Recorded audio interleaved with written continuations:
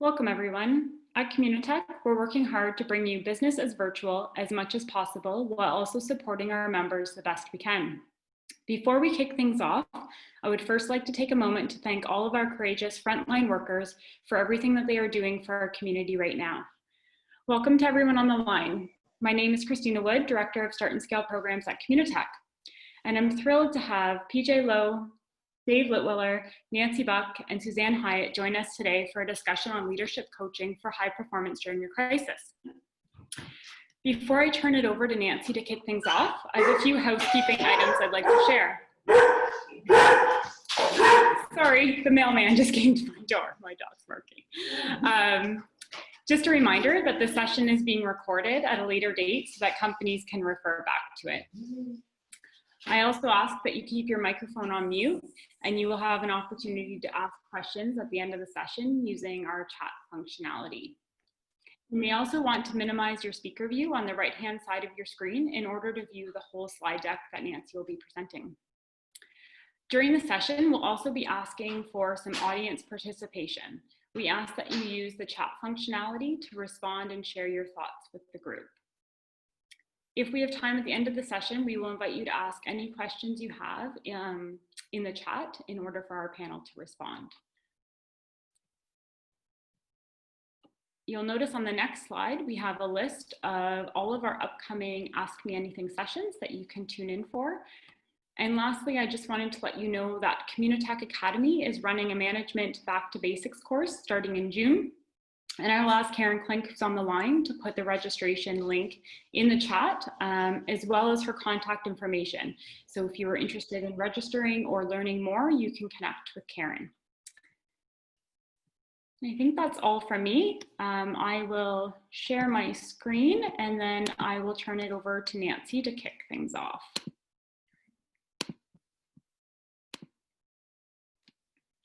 Nancy, can you see my screen okay? I can. Okay. Thanks, everyone. Great. Nancy. Okay, thanks, Christina. Let's flip right to the agenda to see what we're going to cover today around regaining business momentum. So what we're going to cover today is, how leadership and the need for what core leadership, and we'll talk about what core really is, has changed, or has it? How do we regain focus and really get back to work as usual when we know that usual is not really going to happen?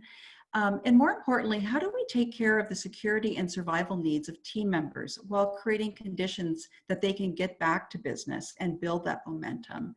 And again, how to build trust while employees are grieving and experiencing unprecedented change in both their personal and professional lives. Some of you are leaders and some of you are HR professionals, and we're going to cover them from both angles.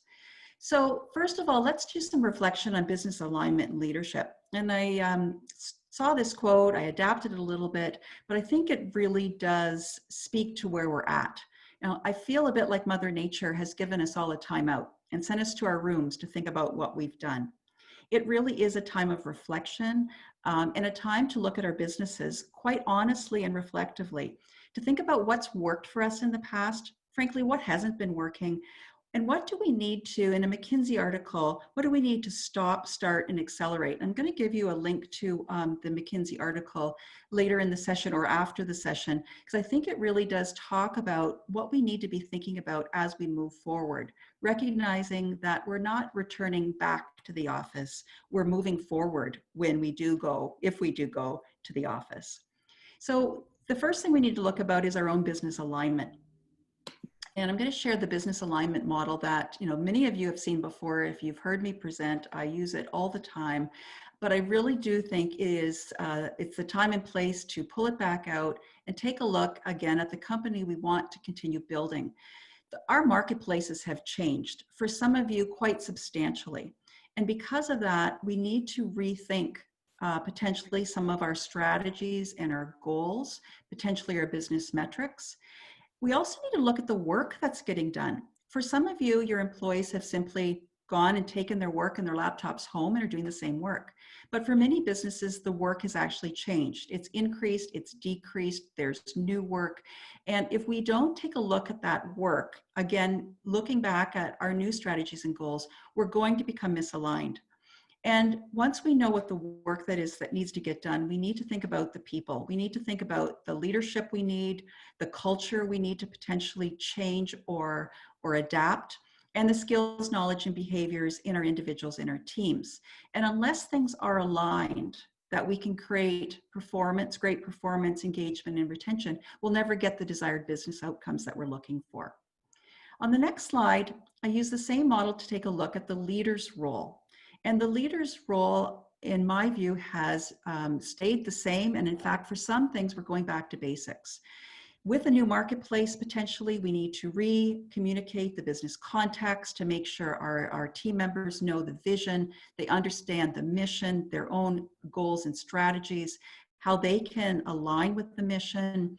We need to be modeling the values, ensuring the right high performance behaviors, coaching and mentoring, ensuring teamwork is there. But we want to look at all of these things through potentially a new or different lens. If we don't create alignment, we end up looking like a jaggedy Jenga tower. And for any of you who have played Jenga, we pull out the wrong block, we end up with a bit of a mess. So our first question for you, and I'm going to turn it over to Dave Litweiler, to take a look at where might some of the things in our businesses have become misaligned during the COVID-19 era. Thank you, Nancy.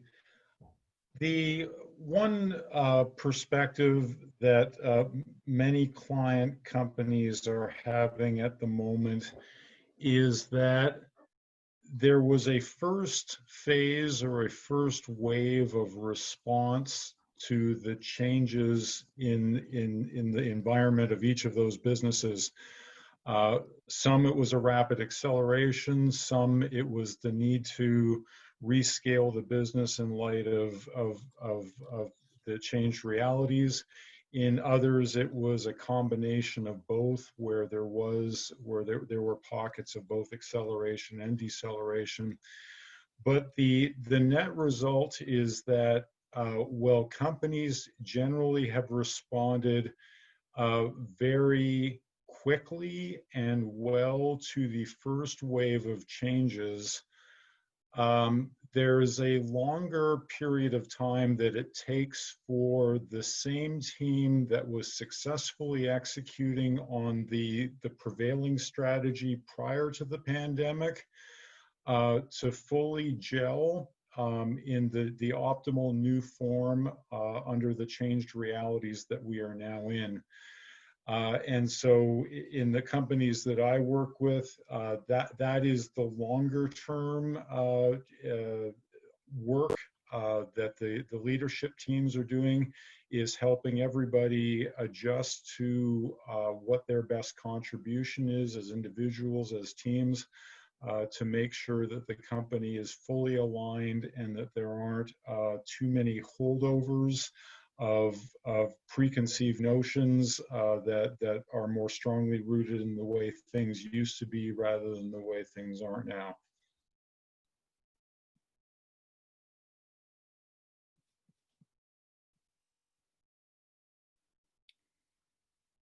Before Nancy moves on, if there's anyone in the audience that would like to share how things have become misaligned in your business, please use the chat functionality to do so, and our panelists can respond or help you work through that.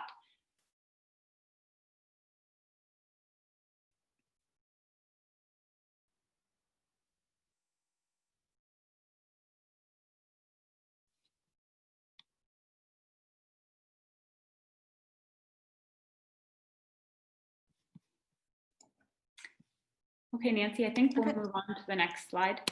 Sure. So today's reality, we know, has changed a lot, but there's one thing that hasn't changed, although there are parts of it, and that's the requirement of great leadership. There are some things that we just need to do more of, but what I ask you to do is reflect on, again, take this time to reflect on what's worked for you, what could be done better, and what about our leadership do we need to change to really drive business results? There are 4 levels that really drive culture, and we need to think about high performance at all of them. how do we continue to really strive to be a high performance organization, meaning having the right goals and strategies in place, the right vision and mission and values? How do we make sure that our leaders are high performing? And certainly the role of leaders is tough right now. Leaders are going through the same amount of change, the same difficulties as your team members. And so how do you as leaders really drive optimism and drive courage? And we're going to talk about some of those things. How are we really working to make sure our teams are high performing?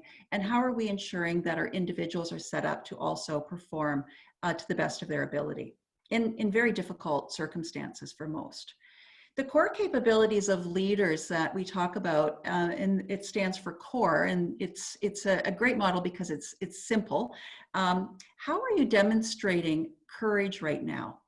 And some of that courage is the need for leaders to be vulnerable and to be able to speak about their own personal circumstances and what they're struggling with. How are you looking forward? How are you building optimism for your people? How are you setting expectations and then helping bring your people forward in your business? How are you using resilience, which is really critical? We've all had to learn a lot of new things. We've had to adapt quickly. We've had to become more agile. How are you demonstrating your resilience? And this one is probably one of the more important ones right now. How have you increased the amount of empathy that you're using in your leadership? Because of the amount of change, and some people are talking about 3 years of digital transformation has happened in 3 months. We see governments that are turning through legislation in a week's time, which would normally take a year. We see businesses that have needed, we saw you pick up your laptops and go home in record time and set yourself up for success. How do we use courage, optimism, resilience, and empathy to really continue to move forward in our business? And I'd ask you to think about this in terms of your own leadership. I also took a look at the Gallup survey recently and some of the work Gallup has done, where they look at what employees really need from leaders in time of crisis. And it aligns well with our core leadership capabilities. Employees need trust, and we're going to talk a lot about trust. They need hope. They need stability, and they need compassion. And you can see the similarities between the core leadership capabilities in the next slide and these 4 things that employees are really looking for. Courage that drives trust, optimism that drives hope for the future, resilience that really drives whatever stability we can provide to our team members, and it's really empathy that drives trust and compassion. I'm going to take a look at Maslow's hierarchy, and this has really been resonating with me over the last 60 days as we've gone through this. And we see a lot of employees who have fallen, as most of we have, to security and survival needs. So where this particular model shows that engagement, and really true engagement, business engagement, comes fairly high in the triangle. How do we really get back to business momentum and desired business results if our people are at the bottom levels of the triangle, insecurity and survival? And we have seen some of the questions change. So I'm going to ask PJ Lowe to take a look at the next question for you.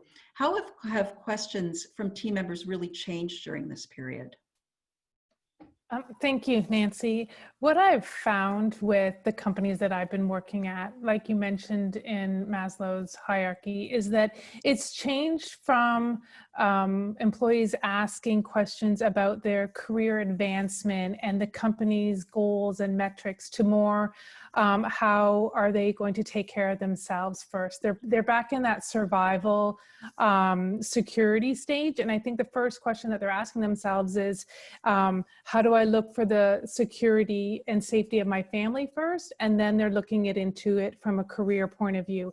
But those career questions aren't the education and career advancements that you'd be thinking they're looking at. They're more, how is my job security? What is the teams going to look like? And management roles, how are they changing? Right, even down to the, when do we go to the office next? Is there an office? And do I have to go back if I don't want to? Am I going to be made to go back? Those are some basic questions that they're thinking about that I'm finding. Is there anyone else on the call who's finding something different or who would like to share?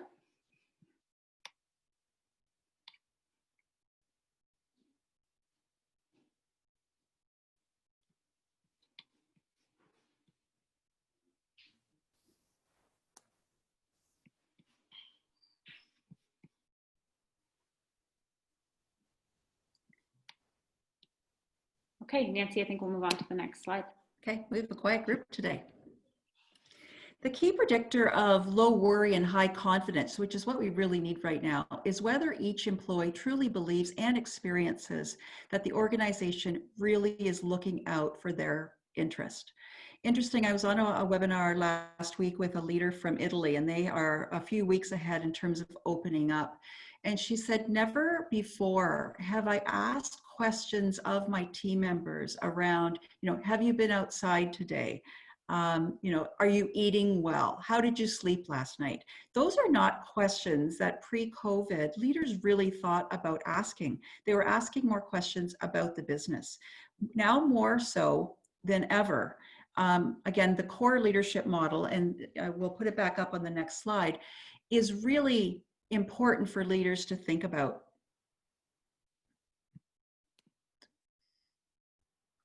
So again, how do I as a leader really show my vulnerability so that I can show that I have the best interests of my employees at heart? How do I let them know that I am being positive and optimistic about the future? How am I with them when they are struggling and showing my resilience and modeling that? And how am I using great degrees of empathetic leadership in order that I can help bring people forward? So remembering that people are in survival and security mode, as PJ mentioned, how do we then continue to ask questions to get them to a higher level place so we can regain business momentum, which is what we're all trying to get to. Let's take a look at Patrick Lencioni's work, and many of you know the 5 dysfunctions of a team model. We're going to flip one more slide. I like the positive version of the slide better than the negative version. And what we see here is that trust is at the bottom of the triangle. Pre-COVID, I had lots of conversations with CEOs about how do we drive accountability. And I always drew this triangle and took them back and asked the question, what are you doing to build the foundation? I think this model even more so demonstrates now that we really do need to think about what is at the bottom level of the triangle and what are we really doing to build trust and confidence in our teams so that people can start to regain confidence and start to perform even at higher levels. If we take a look at a more macro model that I adapted from Patrick's work, when I think about the journey that we're all trying to get to, that desired growth culture, and I've adapted it slightly, it really is that environment of trust, inclusion, and belonging at the bottom of the triangle that we need to spend time on. It's only through that we can get people to be psychologically feel safe, that they will then provide their own diverse thoughts and perspectives that will allow them to be committed to your shared vision and purpose that drives accountability. We can't get them to commitment without looking at their survival and security needs. And we can't get them there without going back to an organization where we're building trust. Let's take a look at the next slide and some of the critical strategic questions that as organizations we're always asking ourselves and making sure we always are communicating to employees.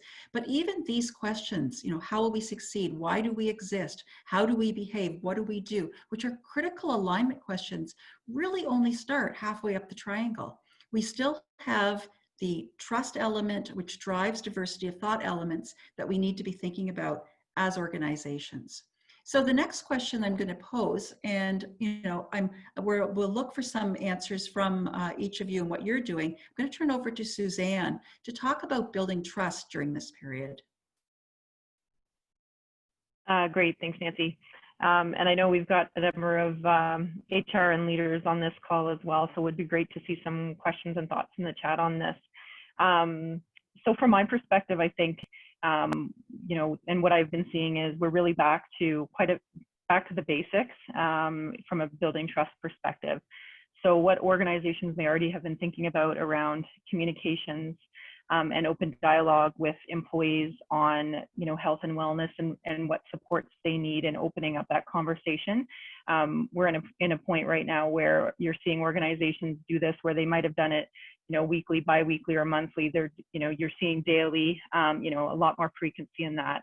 So, and the dialogue has shifted in that, acknowledging that it is a very uncertain time. So from an empathy perspective, to your point, acknowledging that there's a lot of uncertainty with where we're at, but really engaging team members in that conversation so that they understand the plan with what information we do have.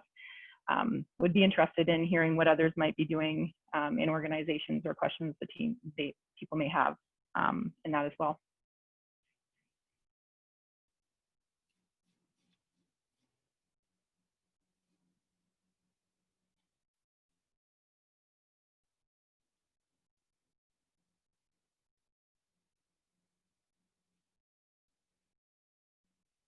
Maybe, Suzanne, while we're waiting for some folks to put things in the chat, are there any examples of companies that are doing things to build trust really well right now? Is there any tips that are working? I think the thing that I've always loved about this community is we rally together as a community, and I think you see a lot of that in common circles, right? You see CEO groups leaning on each other. You see HR groups leaning on each other. So I think just in the context of what people are doing, I think there's a lot of great information sharing, just because, you know, none of us are working from a best practice, a series of best practices. We're taking the sum of our experiences. But I do really think in this case, really good communications, open dialogue. There's a lot of, you know, getting team feedback, whether people do that through surveys, but getting feedback on what supports people may need, and understanding, I think, return to work planning right now. There's discussion has started for a number around return to work planning and what that might look like, depending on if companies can effectively have team members continue to work from home, depending on their business. Engaging employees in that conversation to understand what concerns they may have as well. So again, for me, it's the open dialogue with employees and engaging them in that conversation and understanding what supports they need and what concerns they have. Great. We did have a response come in from Joanna. Thanks, Joanna. She says, we've been very transparent with our information, regular company updates around sales, cash flow, return to work plans, involving people in coming up with strategies on how to save cash and best practices of going back to the office. So it sounds like they're really engaging their employees in the decisions that they're making. Frank also adds, during normal times, trust is highly dependent on leaders and colleagues coming through with commitments. So following through with what you say you're going to do. Thanks for that, Frank.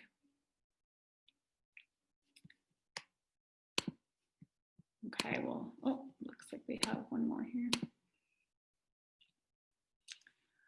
Bill also commented, I had an open discussion with our team about where we stood financially and how long I estimate we could survive if we had zero sales going forward. I gave them regular updates, including any support programs we might get.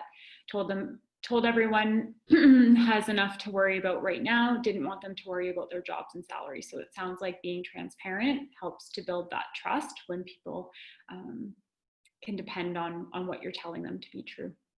Thanks for sharing that, Bill.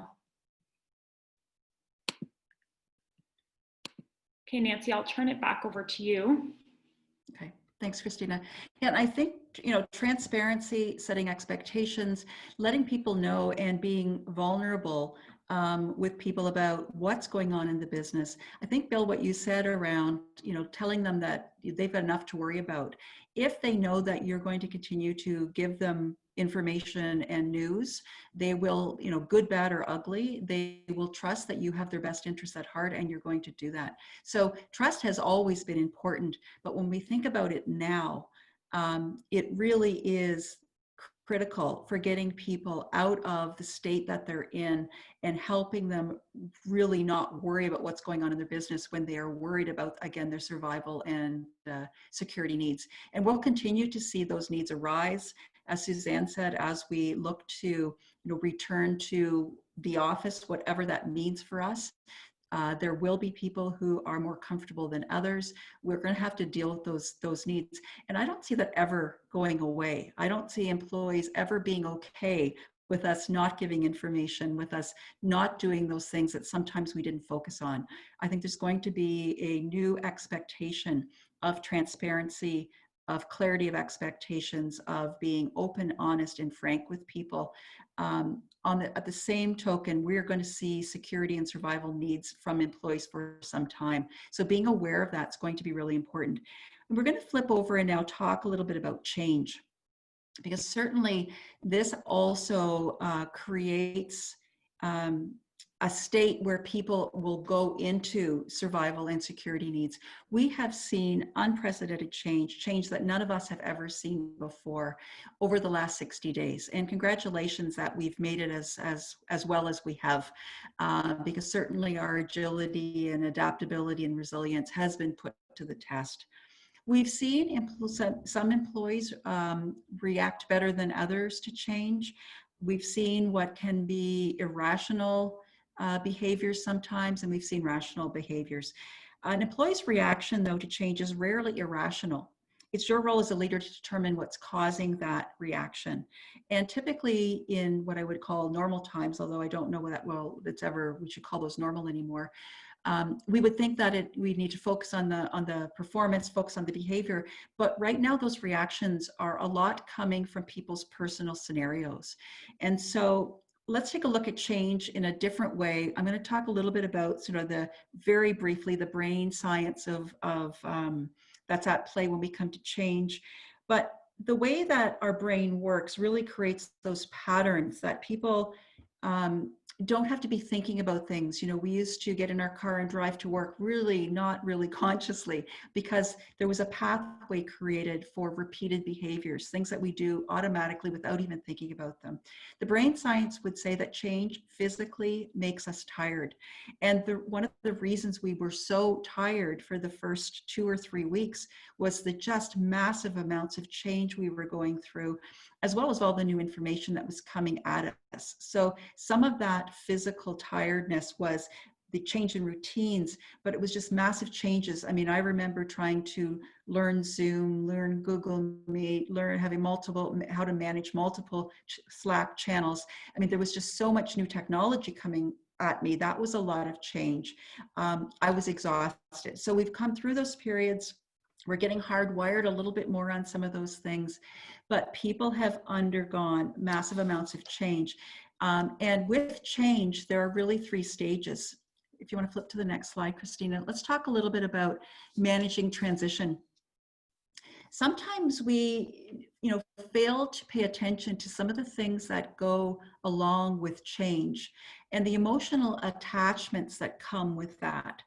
In any change, there are typically 3 stages. There is a period of endings, there's a period of a neutral zone, and there's a new beginning.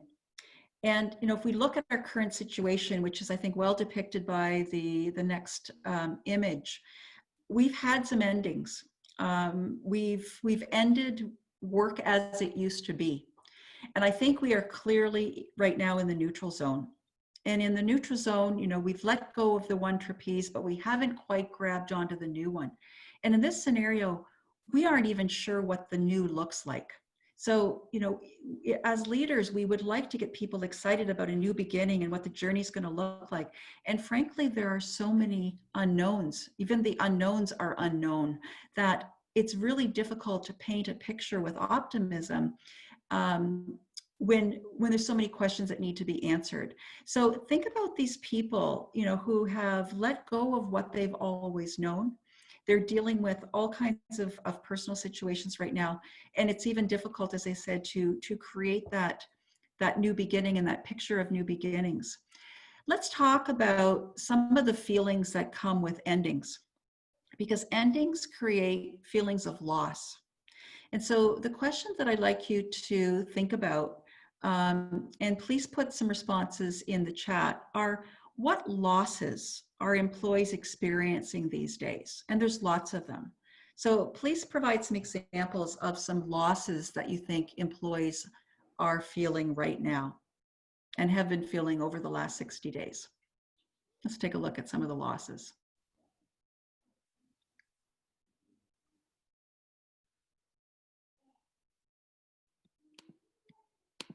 Personal connections, for sure, those relationships, the lunch chats, the quick hi, how was your weekend, the informality of those. What else are people, what other losses are there? Lots of personal connection losses.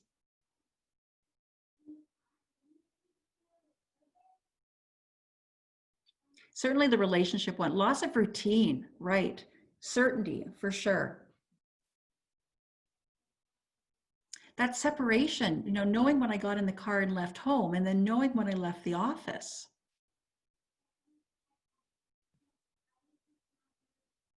You know, anybody who has their school-age children at home are missing school, exactly, school for kids.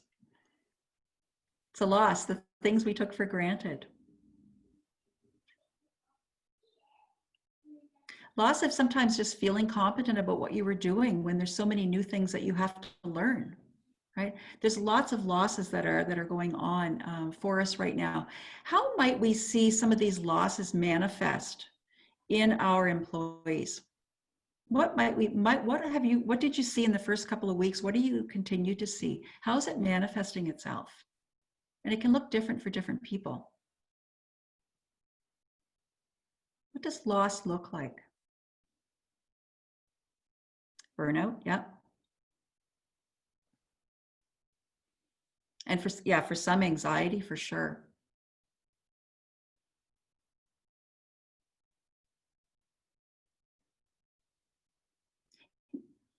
It's very similar to the grief stages.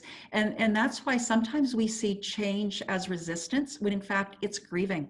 People are grieving the good old days. They're grieving the things that they don't have anymore. And that's exactly what I want you to think about. They feel unconnected. They feel isolated.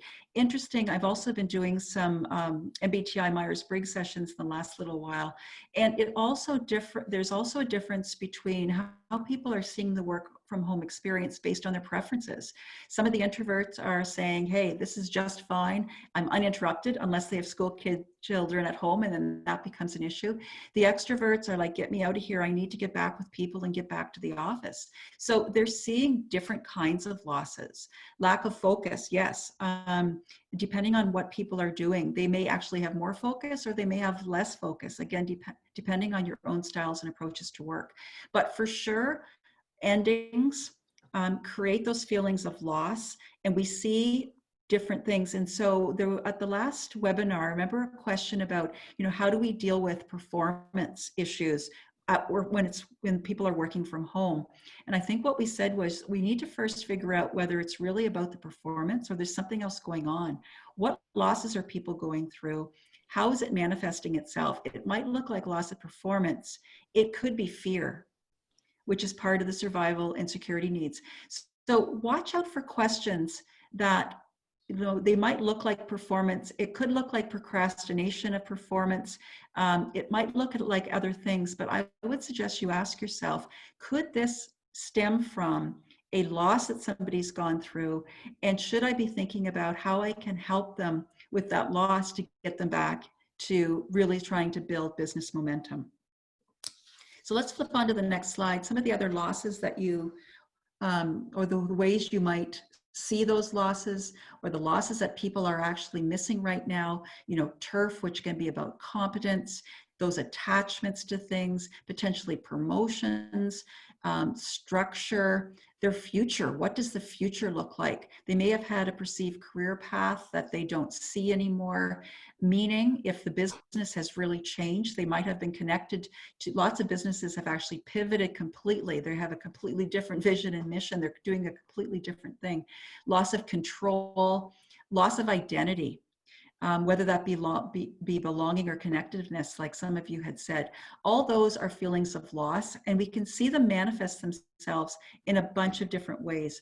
And it can look like anger, sadness, worry, withdrawal, confusion, for some excitement. Some of these things, if there's too much, of course, takes us into anxiety and depression.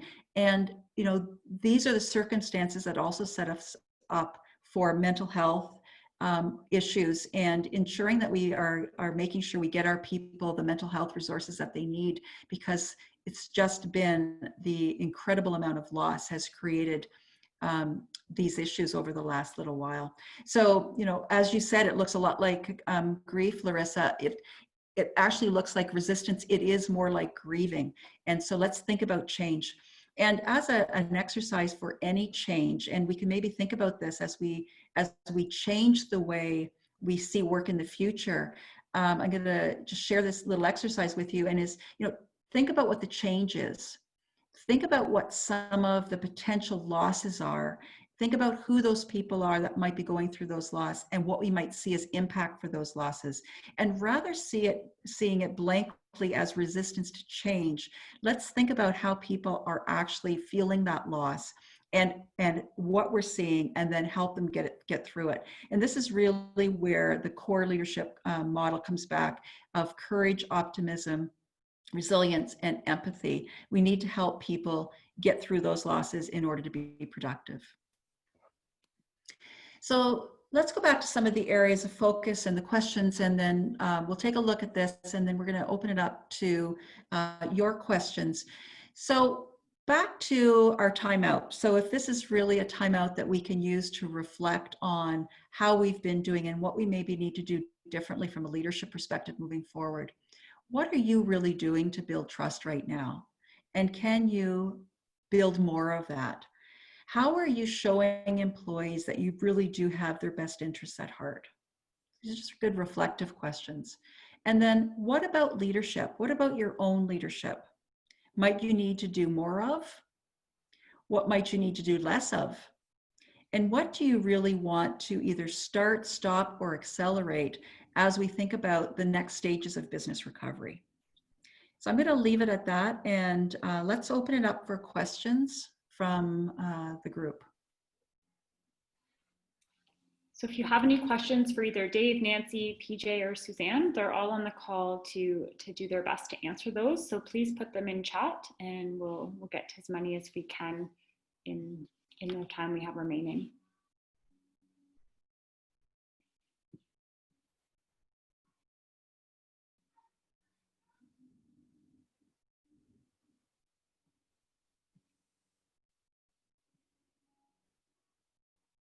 While we're waiting for people to put any of their questions in chat, I'll throw a question out to Dave, PJ, or Suzanne. Are there any additional things that you would like to add to what Nancy's provided here?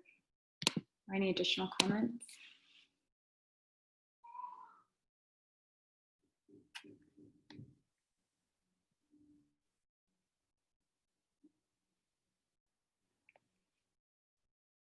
I'll take that one, Christina. I think that linking back to the point that Nancy reemphasized a number of ways through her prepared remarks, the question of trust.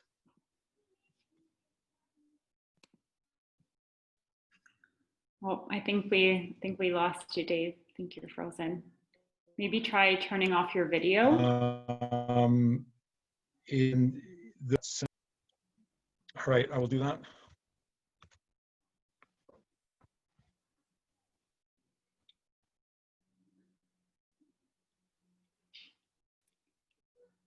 Do you want to give that another try, Dave?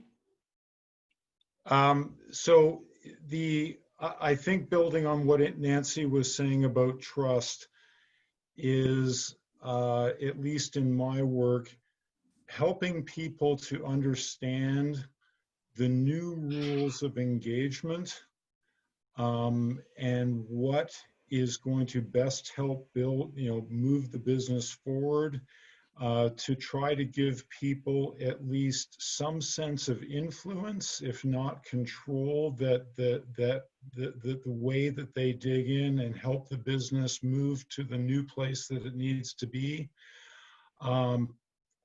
is being done in a way where there's going to be well-coordinated action.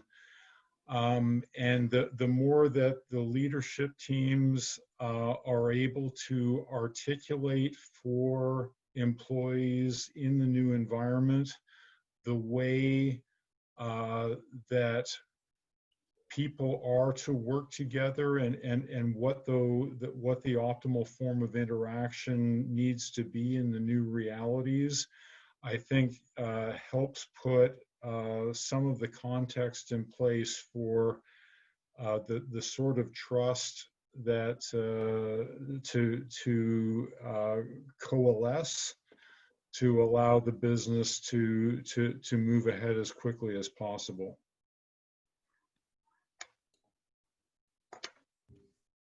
I want to just add to that, Dave. As much as I talked about the change that people have gone through, any change moving forward, they're going to go through the same kinds of things. So, I said that we're not going to return to, we're not going back to the office, we're moving forward in a very different way. So even whatever those changes look like, people are going to go through a change process. And it's going to be, again, your endings, your neutral zone, and your new beginning. So all of the change, the typical change leadership things that have always been important are going to be equally important. Clarity of vision. Why are we doing what we're doing in the context? How does it help with business recovery? What are your roles in it? What do I expect of you? How do I set expectations? What are the roles? And all those things is going to be, all those things are going to be critical. So I think that's a really important point, is the change is not done. Just because we've gone through lots and lots of change doesn't mean that it's over. We're going to continue to go through a lot of change as we move forward. Christina, yes, I'm just going to add on to what Nancy just said about change and how everybody's going through so much change, and there is going to be a lot more. I am finding sometimes that the change isn't necessarily bad. And with some of these companies, some of the larger ones and then the startups that I'm working with, we get so focused in the details of the company and the metrics and going forward that sometimes we lose a little bit of that trust and empathy. And I think that during this time right now, because everybody is focusing on like the trust and building all that within the teams of the company, they're finding that like the silver lining under all this is that the company culture is coming back, or if it wasn't there before, it's stronger than ever, because each employee is feeling that the company values them and understands them as a person. And I find that that really builds the company for greater success in the future. Yeah, thanks for sharing that, PJ. I know at Communitech, we've noticed a closer bond just because from doing all the video chats, you almost have a window into somebody's life. So you're seeing their kids, you're seeing their pets, and so you're getting to know people on a different level than what you maybe had done in the office. So it is a different transition, different level of culture. Yeah, that's great. There was a Fast Company article, I think it actually just came out this morning, that said something like 94% of people said that that personal connection and knowing people and being connected to the team and the team success was actually what was most important to them in the organization. And so how do you create those continue to create those personal connections so that people can get really re-engaged in the business? And I think what you said, PJ, around the optimism of all the good things. One of the other lessons from Italy was that when they came back, there was such a degree of patriotism. And if you saw the people on their balconies at certain times of day all coming together, that people really were connected to organizations that had strong values. And the woman actually worked, part of their services was an outplacement. And she said that people were actually choosing to leave their jobs and leave companies that were no longer, had never been values-based, because they were so, they had learned so much around patriotism, and they had re-examined their own priorities and their own values, that they weren't prepared to work for an organization that where their values didn't align anymore. And I think a lot of our organizations now, many of you on the call have shown how values-based you are, and I think you've built a great brand. But for those organizations that have not done that, I think they're really going to suffer in terms of employee retention. So I don't think employees will have that anymore. All really good points. Thank you. It doesn't look like we have any other questions coming in. So I hope for those of you who are on the call that we were able to answer all of your questions today. If you did have any questions you wanted to speak to any of our growth coaches about privately, please reach out to your Communitech CSM or advisor, and they will be happy to get you connected with our coaches. We do actually have one comment coming in from Bill. So any suggestions for how to encourage team members to share their questions, concerns, suggestions, ideas? We've always had an open door policy, but currently I'm not seeing as much feedback from our team. I'm not sure if to interpret that as our team is doing okay, or if there's any underlying concerns. Anyone on the panel want to take that question?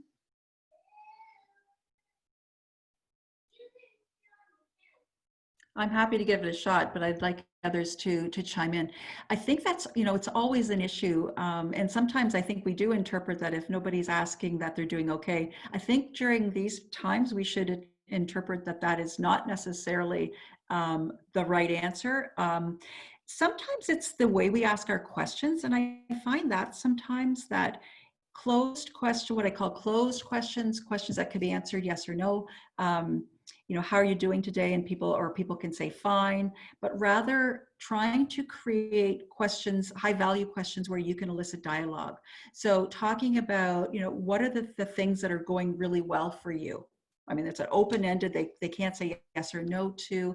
So I would offer a suggestion to potentially try changing the way you ask your questions, try changing the question format and see if you get anything. This can be really hard because you don't know whether it is a safety.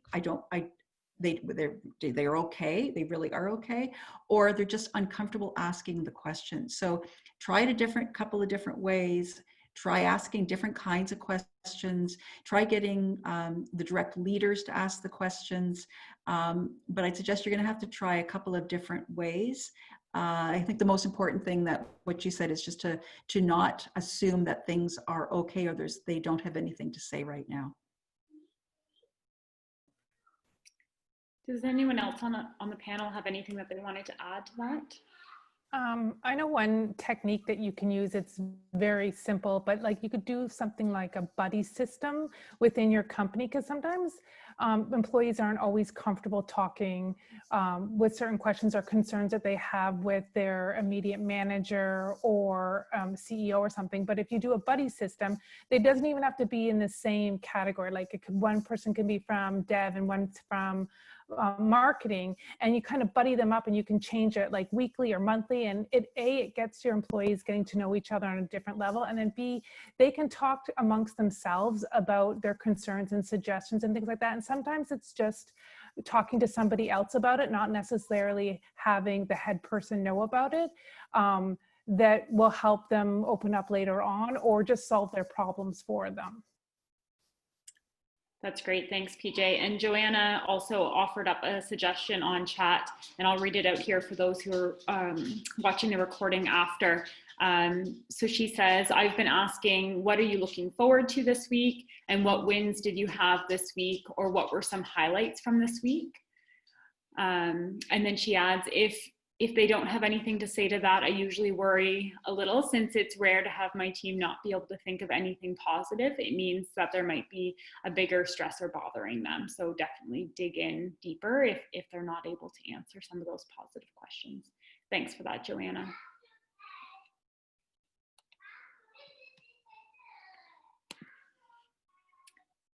Okay, so I'm not seeing any additional questions coming in. So as I mentioned earlier, if you do have follow-up questions for any of the growth coaches on the line, please connect with your Communitech CSM or advisor, and we're happy to get you connected to the growth coach for a follow-up meeting. I would like to take this opportunity to thank Nancy, PJ, Dave, and Suzanne for joining the call today and sharing their expertise and thoughts on this subject.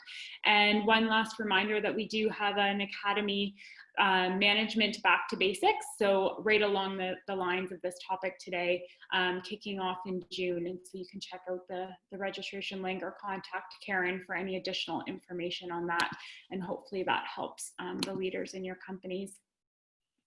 And so with that, I think I will close things out for this afternoon. So thanks again for everyone for attending and for our panelists today. And I hope everyone stays safe, and we'll see you soon. Bye.